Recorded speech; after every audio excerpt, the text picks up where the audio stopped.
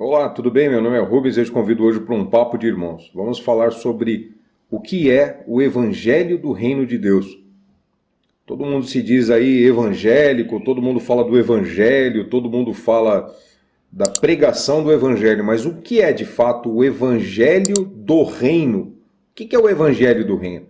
Quando as pessoas estavam lá na época que o Messias veio à Terra e ele dizia que pregava a elas o Evangelho do Reino, o que elas estavam entendendo? O que era para eles esse Evangelho do Reino? Vamos falar sobre isso? Vem comigo.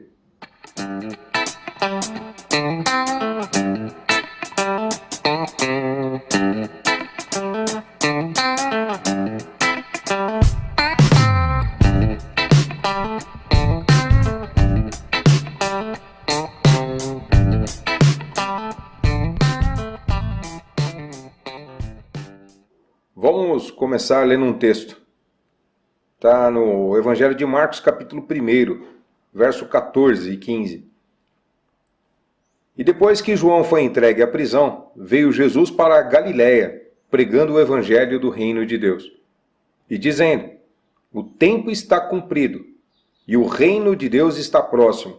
Arrependei-vos e crede no Evangelho. Bom, o fato é que quando Jesus chega naquela região, após o seu batismo com João Batista, ele passa a pregar a respeito de um evangelho de um determinado reino.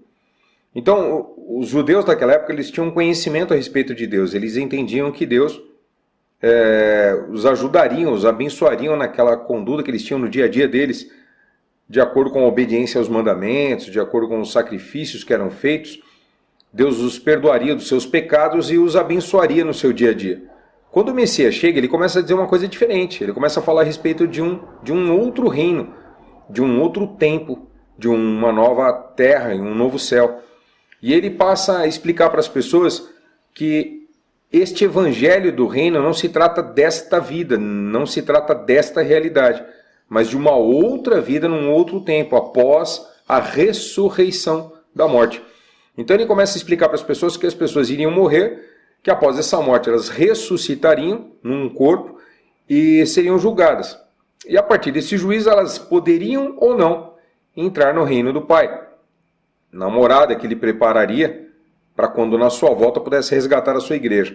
Então, o que é o evangelho do reino? Se você fosse um judeu naquela época, você não ia ter essa noção muito clara a respeito do que acontecia depois da morte, porque os profetas não falavam muito disso, falavam de uma forma alegórica, falavam de uma forma figurativa, não era muito claro para eles essa ideia. Tanto é que eles esperavam o Messias que resolvesse os problemas daquele momento, daquela verdade que eles viviam.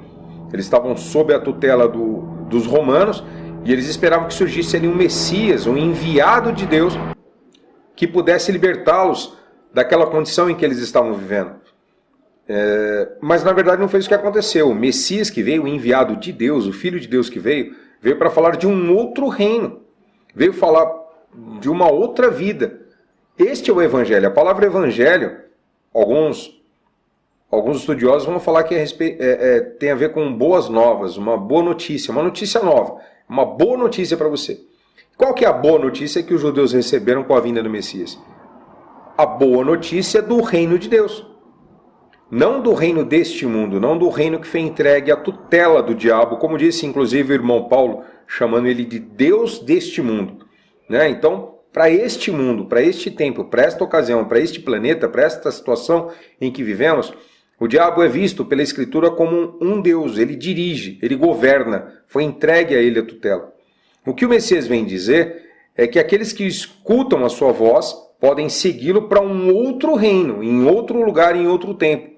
Essa é a promessa. Veja que a Escritura sempre fala a mesma coisa, do Evangelho do Reino. Lá. Em Lucas, capítulo 8, no verso 1. E aconteceu depois disso que andava de cidade em cidade e de aldeia em aldeia, pregando e anunciando o Evangelho, ou a boa notícia, sobre o reino de Deus. E os 12 iam com ele. Então ele e os seus apóstolos passavam de lugar em lugar pregando a mesma notícia. Olha, eu tenho uma boa notícia para vocês.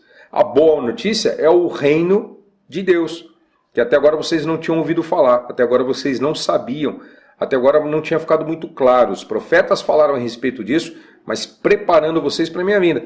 Agora que eu vim esclarecer, eu vim falar sobre uma boa notícia. A boa notícia é o reino do meu Pai, é o reino de Deus, que não é este aqui.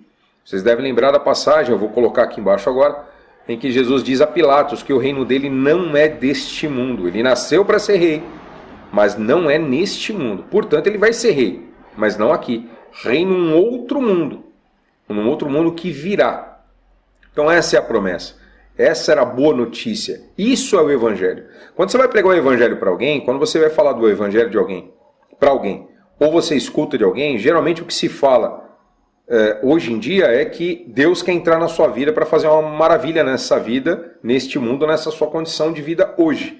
Né? Era mais ou menos como se esperava do Messias que viria no tempo judeu, que este Messias viria para libertá-los deste mundo, dessa situação que eles viviam no mundo na época, para poder dar a eles um reino neste mundo. Mas o Messias não falou nada disso. A boa notícia é que é um outro mundo. Por isso que a única forma de você conseguir alcançar esse mundo, a única forma não, mas o primeiro passo é fé. Primeiro você precisa acreditar que existe isso. Você precisa acreditar nas palavras do Messias. Você precisa acreditar que o que ele está dizendo é verdade. Quando você faz isso, você abre mão desta vida e passa a viver para a próxima. Então você deixa de fazer a sua vontade nesse mundo, passa a fazer a vontade de Deus porque você quer alcançar a próxima vida, porque você acreditou no Evangelho, você acreditou na boa notícia que existe um outro mundo, um outro reino. Você está entendendo o que é o Evangelho do reino de Deus? A boa notícia sobre o reino de Deus não é uma boa notícia para o reino do diabo, porque este é o reino do diabo. Deus criou este mundo, mas entregou a tutela deste mundo, desta realidade que vivemos, ao diabo. Por isso que a Escritura ainda fala que todo aquele que é seguidor do Messias, neste mundo é forasteiro, ou seja, ele não é daqui. A cidadania dele não é deste mundo. A cidadania dele agora é no céu, neste novo reino que virá. Porque ele passou a acreditar nesse novo reino. Então ele passa a se comportar como alguém que faz parte deste novo reino. Pouco importa o que as pessoas deste mundo pensam, pouco importa o que diz a direção deste mundo. Porque este mundo está entregue ao diabo e as pessoas vão segui-lo. Aqueles que acreditam no Evangelho do Reino possam viver segundo as regras do reino de Deus, ainda neste mundo. Porque o reino de Deus já está entre nós. Esses que passam a viver segundo a tutela deste novo reino estão aptos a fazer parte dele quando este aqui acabar. Então, o Evangelho do Reino não é alguém te trazendo uma boa notícia sobre uma facilidade nesta vida. O Evangelho do Reino de Deus não é alguém falando para você que Deus é contigo para resolver seus problemas aqui. O Evangelho do Reino não é trazer para você a tranquilidade que existe um Deus, né, que, segundo a pregação do Filho dele, o Messias, vai resolver seus problemas aqui. Ao contrário, toda vez que o verdadeiro Evangelho do Reino chegava para alguém, essas pessoas sabiam que elas teriam que abrir mãos das suas alegrias, das suas felicidades, das suas riquezas, né, dos seus desejos carnais, daquilo que fazia bem à sua alma. Eles teriam que abrir mão disso. Eles teriam que abrir mão desta vida para conquistar outra. Né? Tem inclusive uma passagem, que eu lembro agora, que ele fala o seguinte, no Evangelho de Marcos, capítulo 8, verso 34 e 35. E chamando a si a multidão, com os seus discípulos, disse-lhes, se alguém quiser vir após mim, ou me seguir, né, negue-se a si mesmo e tome a sua cruz e siga-me. Porque qualquer que quiser salvar a sua vida, perdê-la-á. Mas qualquer que perder a sua vida por amor de mim e do Evangelho, esse a salvará. Então você vê que são duas vidas distintas. Tem uma vida que a gente vive neste mundo e tem uma outra vida para viver no reino de Deus. O Evangelho é sobre esta outra vida, neste outro tempo. Esta que seria eterna. Essa aqui não é eterna. Ela tem fim. Nessa vida existe a injustiça, nessa vida existe o mal, nessa vida existe a doença, nessa vida existe a morte, na outra não. Então você tem duas vidas para escolher.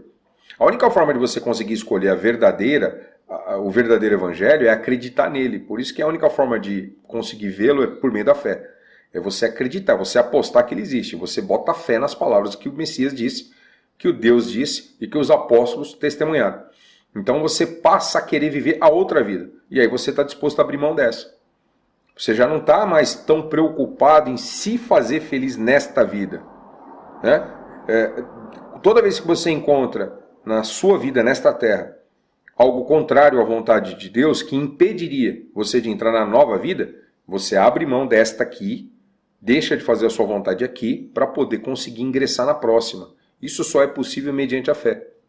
Então você vê, infelizmente, a mentira que muitas pessoas vivem por causa dos seus anseios. As pessoas têm dificuldades nesta vida. A pessoa tem desemprego, a pessoa tem doença, a pessoa tem problema familiar, a pessoa tem problemas políticos, problemas econômicos, vários problemas. E geralmente as pessoas querem que este Messias venha até a vida delas, neste mundo, neste reino, para resolver. Mas isso não é o evangelho do reino. Isso é uma mentira. O evangelho do reino é esse Messias vir dizer para você que não importa o que você está passando aqui, que você deve abrir mão da sua vontade para conquistar a outra vida. Então você aqui não vai ter facilidades, você vai ter dificuldades. É isso que o evangelho prega. Você vai ter problemas aqui. Ele não veio trazer paz, ele veio colocar familiar contra familiar, ele veio fazer com que você abra mão das suas riquezas, ele veio fazer com que você abra mão das suas vontades, para que você passe a fazer a vontade do Pai.